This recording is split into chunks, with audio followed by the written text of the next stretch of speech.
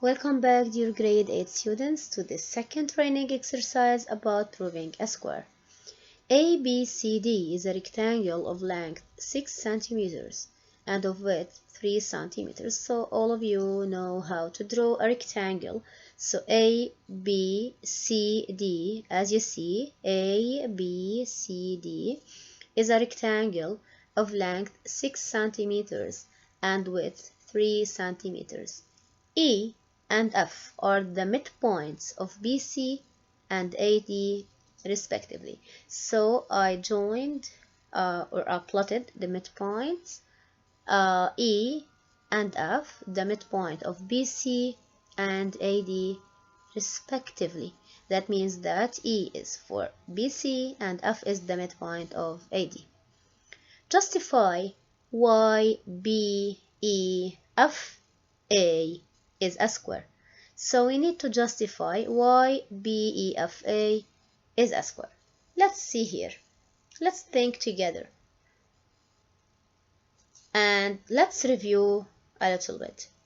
To prove a square, I can use the idea of proving that it has 4 equal sides and 1 right angle, or I can use the idea of proving that its diagonals are equal, perpendicular, and bisect each other, but I don't have any idea about the diagonals here. I don't have any idea about those diagonals, BF and A.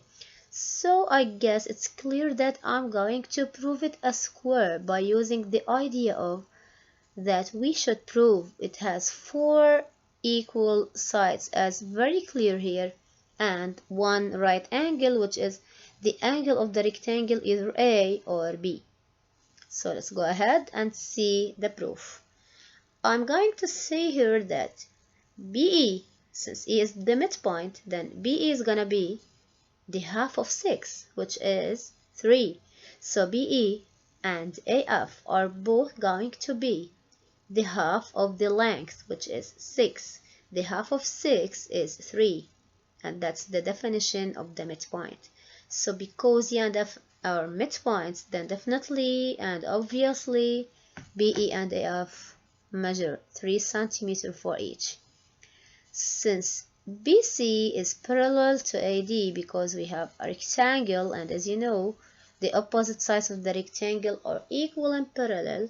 Now, since BC and AD, then obviously, because these are parallel, the distance from E to F, and it's a direct distance, the perpendicular distance due to midpoints, it's obvious that EF is definitely equal to BA and equal to CD and equal to any segment drawn perpendicularly to BC and AD.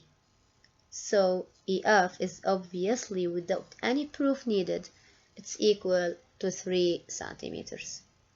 Now I got that AB is the width, which is given a 3. BE is half of the length, it's half of 6, it's a 3, proved. And AF is also 3, sorry. So EF is obviously 3. Then all of the 4 sides here are equal. And B or A, any one of them can be used, even E or F, but B and A are definitely given because they are vertices of a rectangle. So one of them is enough, either B or A, to be written in the proof. B is 90 degrees because it's the angle of a rectangle. Then I say that ABEF is a square by proving that it has 4 equal sides and 1 right angle. So that's for ABEF. Similarly, I can prove by the same way that FECD is also a square by the same way. So as if that rectangle is divided into 2 equal squares. In that part, H and G are gonna be the symmetric of D and E with respect to C respectively. So H and G are the symmetric of D and E. So as I'm pointing using the mouse, symmetric of D and E with respect to C, so as if the mirror here is C. So E has its image here and D has its image here. We have to show that HEDG is a square. So H again is the symmetric of D and G is the symmetric of E with respect to C. So C is the midpoint for EG and for DH. And don't forget that here we have the angle of a rectangle. So here, okay, we have a right angle, which is because that it is an angle of a rectangle. So I maintain that the diagonals, are perpendicular to each other. So let's remember, if we use the diagonals, if we have to prove a square using the diagonals, we have to prove them perpendicular, equal or bisect each other, and equal, and that's occurring here. We just have to prove it. So 90 degrees means that those diagonals are perpendicular. We can use that angle or that angle, ECH or HCG or whatever, but the most clear one is that the angle ECD is 90 because it's a vertex of a rectangle. So let's continue. Here is the proof. EG is perpendicular, so EG, that diagonal, is perpendicular to HD, that diagonal. Why? The reason is because angle ECD is 90 because it's angle of rectangle.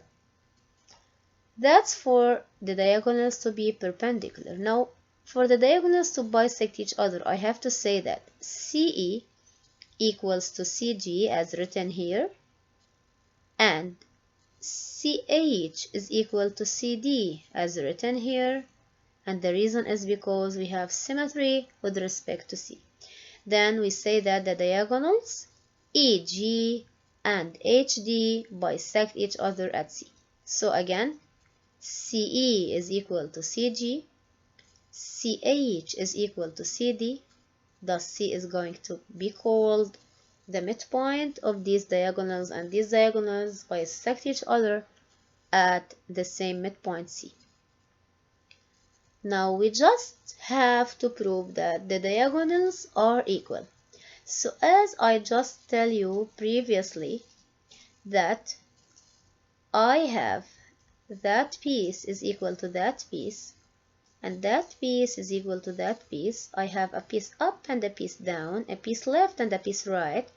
All what I have to maintain two pieces that make the 90 degrees among them, and they are EC and CD. Are those equal? Of course they are equal, because EC is the half of the length. Even if we don't have measurements, we can prove it in such, but we should have that BC is double CD. That given should be mentioned. But here I have measurements, so I can use measurements. EC and CD are equal, and each of them is equal or measures 3 centimeters. So we say that since CE is 6 divided by 2, which is 3, which is equal to CD, so I maintained two segments or two pieces having an angle between them other than those up and down, left and right. Then by comparison, I can say all the pieces CE, CG, CH, and CD are equal by comparison.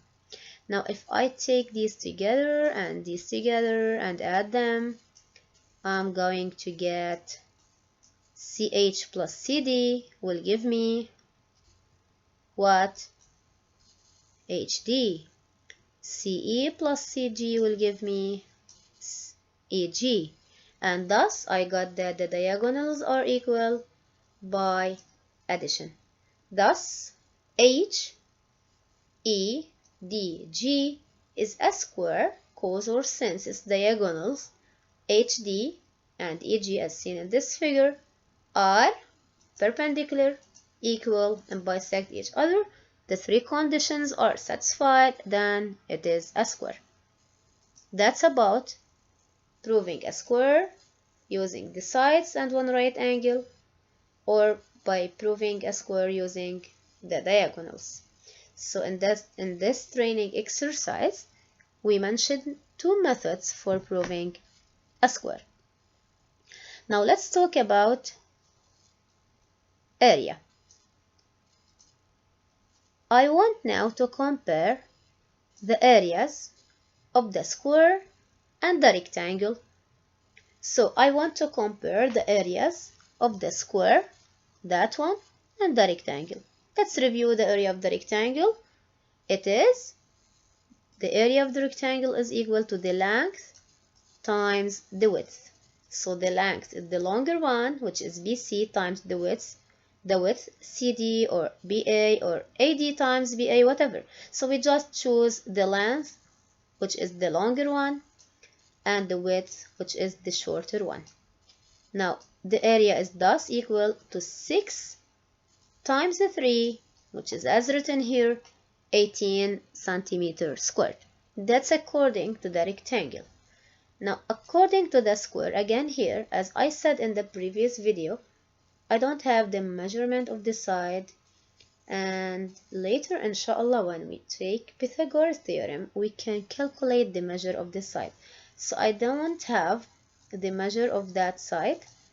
All what I have to do is to use the diagonals.